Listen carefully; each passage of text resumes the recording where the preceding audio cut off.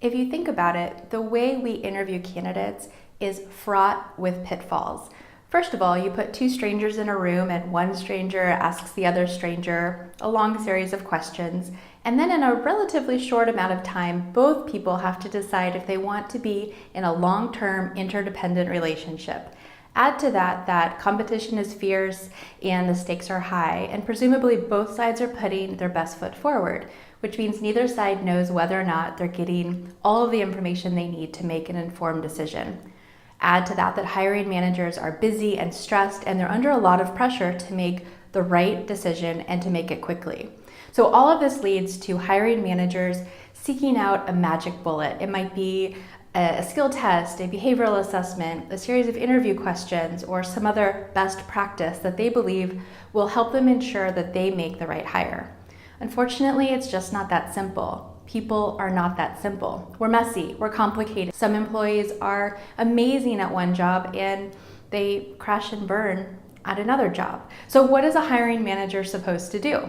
Hi, I'm Vanessa Rosenblum. I'm the president of R.E.A Staffing, where we are passionate about fostering careers in real estate and growing real estate teams. And I don't have a magic bullet for you, but I do have something that can help you identify the best fit for your job and for your company and make your process a lot easier. It's called the DISC Behavioral Assessment, and today I'm going to share with you what it is and how to use it correctly in your interview process. Let's get started.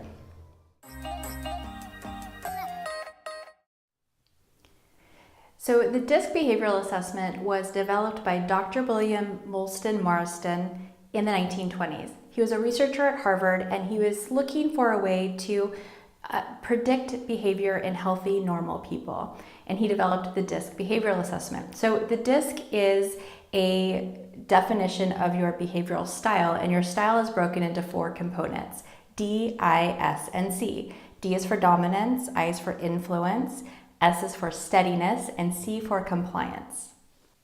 By taking the DISC and looking at somebody's primary, secondary, and even their absent style traits, we can predict how they'll communicate, how they'll behave in certain situations, and even how they'll organize their work.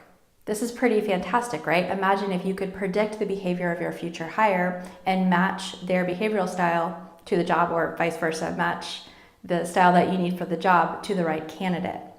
Now, there are other behavioral assessments out there, and the reason the DISC profile is so popular in the real estate industry is thanks to the work that Keller Williams Realty did more than 10 years ago. They took the DISC behavioral assessment and they had their top performers take the assessment. So they had real estate agents, office managers, internal staff, and real estate assistants take the assessment, and they looked at their results and they developed ideal profiles for each of those different job types within their organization. So today we know that most successful real estate agents tend to be high DIs, and most successful real estate assistants tend to be SCs. Now we'll talk more about the pros and cons of the DISC and why it's not always accurate a little bit later. But for now, let's just dig into what DIS and C really mean. So again, D is for dominance. So people who lead with their D tend to be drivers. They're competitive. They have a high sense of urgency. They move fast. Think about captains of industry, top performing salespeople, and competitive athletes. People with a high I score, these are your extroverts, your social butterflies. These are people who are optimistic and outgoing, and they tend to be the center of attention. People with a high S score are caretakers. These are your nurses and teachers. These are people who are good listeners, they're nurturers, they value stability. They're probably good at following procedures and systems because they value consistency. Finally, people who lead with their C are detail-oriented, accurate, they care about precision. Think about researchers or accountants. Those people tend to lead with their C. So let's look at a DISC graph.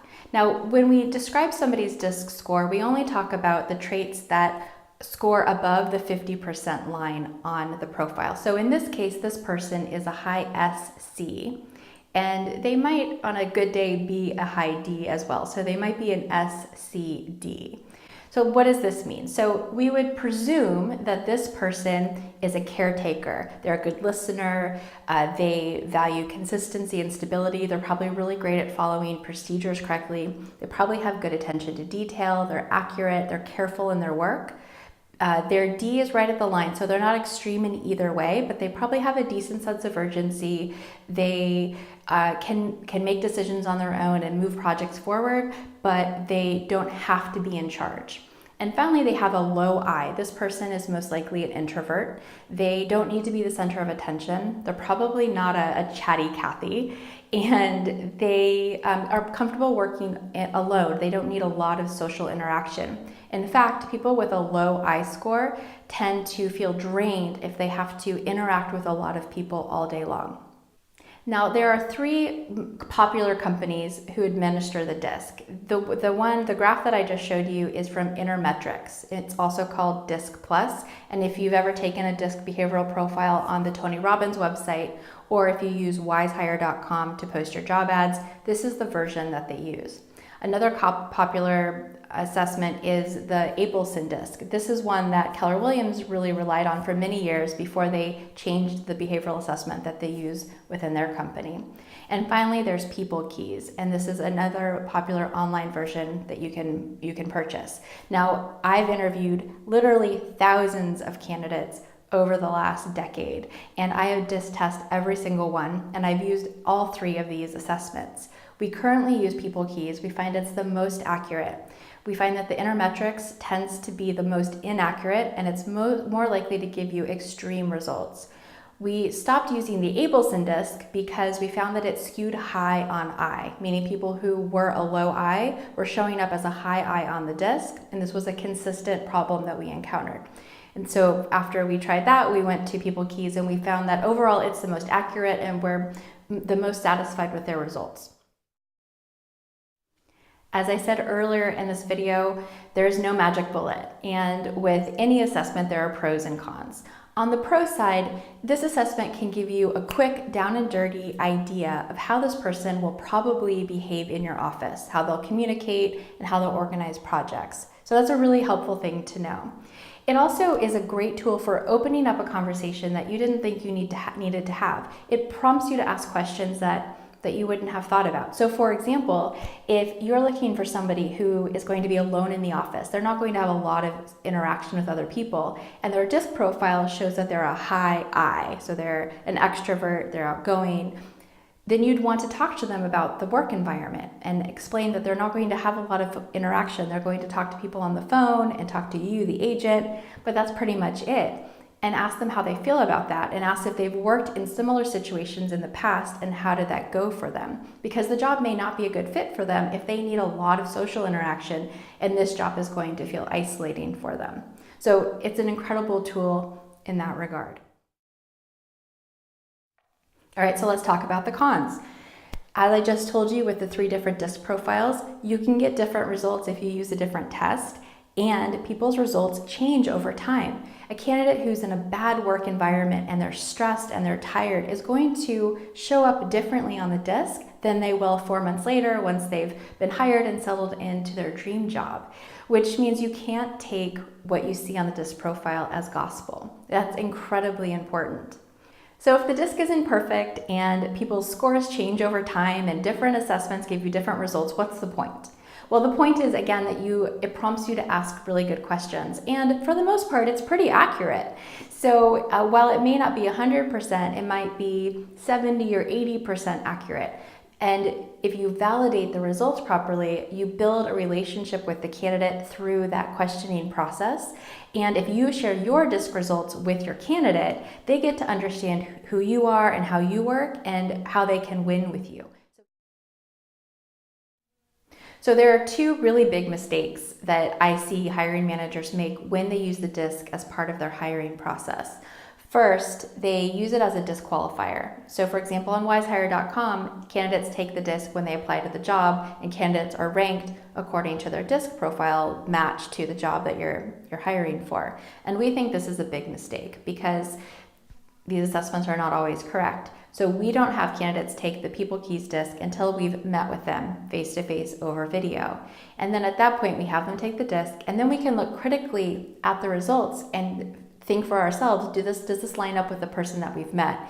And that way, when we validate the results with the candidate, we are not biased. We already have some feedback from that candidate. We've formed an opinion about them, and then we can use the disc to either prove or disprove what we believe about the candidate. The second thing that is really important is not being stuck on a specific disc style for your job. So for example, we have clients who say, I need someone who is a DC because I need someone who is fast and accurate. Fair enough, but people can be fast and accurate and not be a high D. For example, the disc I showed you, if that person is right at the line, they wouldn't score as a high D, but they may work very fast and very accurately. Also, just because someone is a high C does not mean that they're accurate. People with a high C can still have poor attention to detail. That just may not be one of their personal traits, even though as a whole, they behave like a high C. So if you keep a narrow focus on a specific style that you have to have in your office, you miss opportunities with good candidates, and you may be blinded by candidates who fit your profile but don't actually have those specific traits that you're looking for. At the end of the day, the disc shouldn't account for more than 20% of your hiring decision, and it should be used as a way to learn more about the candidate. It should be part of your conversation with the candidate. It should never be a disqualifier. If you'd like to take the disc or have your team take the disc, you can take the People Keys version on our website, proreastaffing.com. Go to resources and take the disc. We offer it at a small discount over what you can purchase it for on the People Keys website. If you liked this video and you'd like more content like this, please like this video and hit subscribe, and make sure to check out our video on real estate assistant interview questions. That will give you more information about how to structure your interview process and how to use the disc within that process. I'll see you on the next video.